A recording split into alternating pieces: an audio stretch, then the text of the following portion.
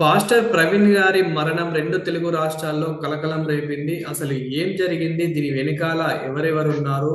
అసలు ఆ యాక్సిడెంట్ వెనకాల అసలు జరిగిన ఇన్సిడెంట్ గురించి అయితే తెలుసుకుందాము. ప్రస్తుతం అయితే మనతో పాటు ఆంధ్ర నుండి పాస్టర్ రాజు గారు అయితే ఉన్నారు. నమస్తే అండి రాజు గారు.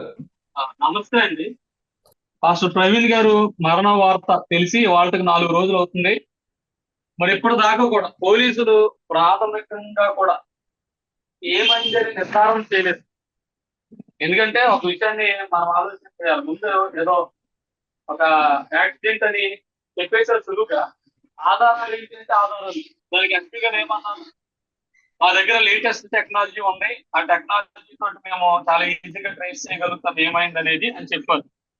అంత మాత్రమే కాదు, రోజుకొక సీసీటీవీ ఫుటేజ్ రిలీజ్ చేస్తారు. ఎందుకండి ఇప్పుడు ప్రభుత్వం లేకపోతే పోలీస్ వ్యవస్థ ఒకేసారి అవన్నీ తీసి చూసి అంటే ఇలా ఆలస్యం చేయడం, ప్రతి సీసీటీవీ ఫుటేజ్ కూడా ఒక ఒక నిమిషమో లేకపోతే 30 ప్రవీణ్ గారైనా కాదా కనపడట్లే. ఏదో ఒక బైక్ వెళ్తుంది, ఆ బైక్ ఏదో సిగ్నల్ లైట్ వెలుగుతుంది, హెడ్ లైట్ లేదు అంటున్నారు. అన్నిటికీ ఒక్కటే హెడ్ లైట్ ఎలగట్లేదు. ఏ సీసీటీవీ ఫుటేజ్ లో కూడా ఎప్పటిదాకా రిలీజ్ చేస్తుంది అంటే ఎలగట్లేదు. మా ప్రశ్న ఏంటంటే ఎందుకు ఎలగట్లేదు? టోల్ గేట్ దగ్గర రిలీజ్ చేసినటువంటిది ఉందో, ఆయన బండిని స్లోగా నెట్టుకుంటూ వెళ్తున్నారో దాంట్లో ప్రవీణ్ పగడాల గారు కాదు ఆ ఫుటేజ్ లో ఉన్నటువంటి పర్సనాలిటీకి చాలా వ్యత్యాసం ఉంది. సోషల్ మీడియాలో కూడా దాన్ని దాన్ని క్వశ్చన్ చేస్తూ చాలా వీడియోస్ కానీ ఫొటోస్ కానీ రిలీజ్ చేస్తారు. కాబట్టి దీని వెనకాల ఏది లేకపోతే ఎందుకు ఎంత తాత్సారం చేయాలి అనేది మా ప్రశ్న. అంటే ఇక్కడ మళ్ళీ ఈ రోజు అక్కడికి వెళ్ళి ఇంకొకసారి కూడా ఎంక్వైరీ చేయడం జరిగింది. ఇంకేమైనా ఆధారాలు అలాంటివి ఏమైనా దొరికాయా? నేను అదే అంటున్నానండి. దేనికైనా ఇప్పుడు పోలీసులు ఎప్పుడు చెప్తారు, ఏ తప్పు చేసినోడైనా ఒక్క క్లూ అయినా విడిచిపెట్టి వెళ్తాడు అంటే.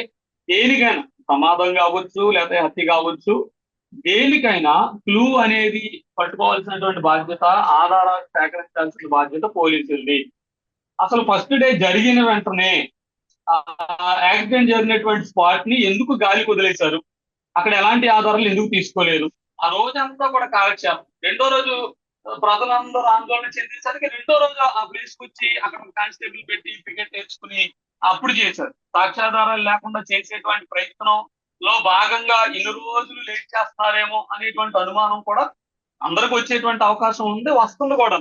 వాస్తవంగా అయితే మేము ఆ రోజు పోలీసులు మీద తెచ్చిన ఒత్తిడికి వాళ్ళు ఏమన్నారంటే, అదే రోజు జరిగిన 2-3 గంటల్లో మేము పోస్ట్ మార్టం రిపోర్ట్ మీకు ఇస్తాము అని చెప్పాకే మేము ఆ రోజు శాంతిగా ఎలాంటి ఆందోళన లేకుండా పోస్ట్ మార్టం జరగడానికి ప్రజలందరూ కూడా అక్కడ సహకరించారు. పోస్ట్ మార్టం అయిపోయిన తర్వాత అసలు ఎలాంటి అది ఏంటి అనేటువంటి ప్రాథమికంగా పోస్ట్ మార్టం రిపోర్ట్ చెప్పకుండానే పోలీసులు లాఠీ చార్జ్ చేసుకుని అంబులెన్స్ లో ప్రవీణ్ గారి డెడ్ బాడీ హైదరాబాద్ తీసుకెళ్లిపోయారు. 2 రోజుల్లో చెప్తామన్నారు.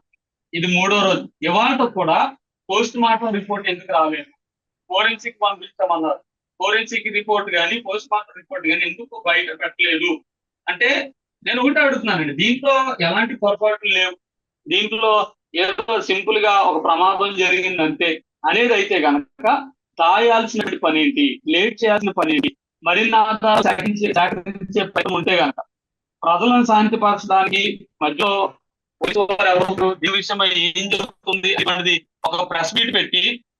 ప్రవీణ్ గారి గురించి మాకన్నా ఎక్కువ మీకే తెలుసు కాబట్టి, ప్రవీణ్ గారికి అంటే వ్యక్తిగతంగా కానివ్వండి, ఫ్యామిలీ పరంగా కానివ్వండి, ఇంకా కుల మతాల్లో కానివ్వండి, ఇలా శత్రువులు అంటూ ఎవరైనా ఉన్నారా? శత్రువులు అంటూ ఎవరో మీకు ఎవరైనా తెలుసా?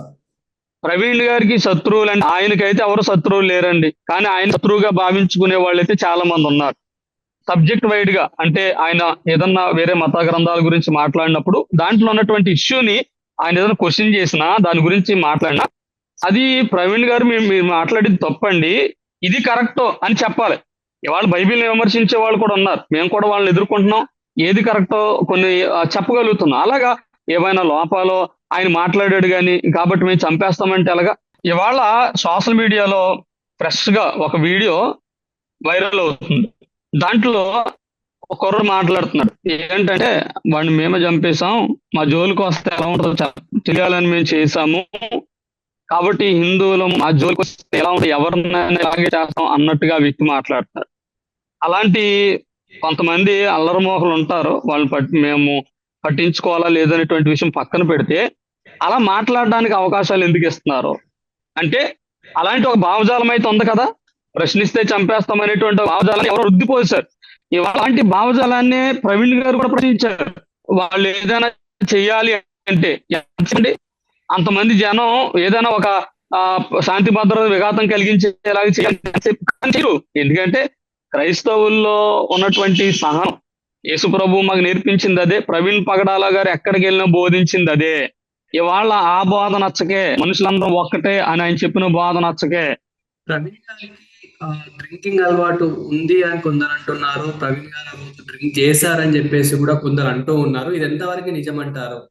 లేదండి, వాస్తవంగా ప్రవీణ్ పగడాల గారికి ఆయన డ్రింక్ చేసేటువంటి హ్యాబిట్ అయితే లేదు. ఎందుకు లేదని అంటున్నాను, ఆయన కాదు, ప్రవీణ్ పగడాల గారు ఒక విశ్వాసం మాత్రమే కాదు, మోర్ దాన్ దట్ ఆయన ఒక బోధకుడు, ఇతరులకి ఇలా చేయకూడదని చెప్పేటువంటి వ్యక్తి.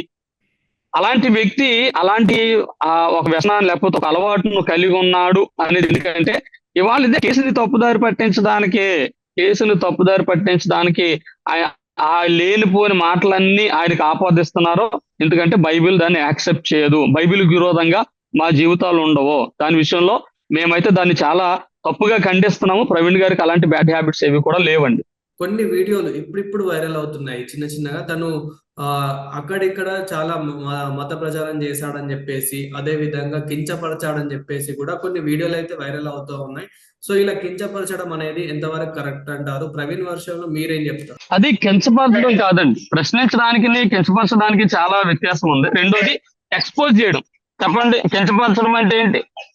ఇవాళ చాలా మంది చాలా రకాలుగా ఆయన చెయ్యని దాన్ని చెప్తా ఉన్నారు. చాలా మంది క్వశ్చన్ చేస్తున్నారు. తప్పుల్ని అడగడానికి తప్పేమి కాదు కదా.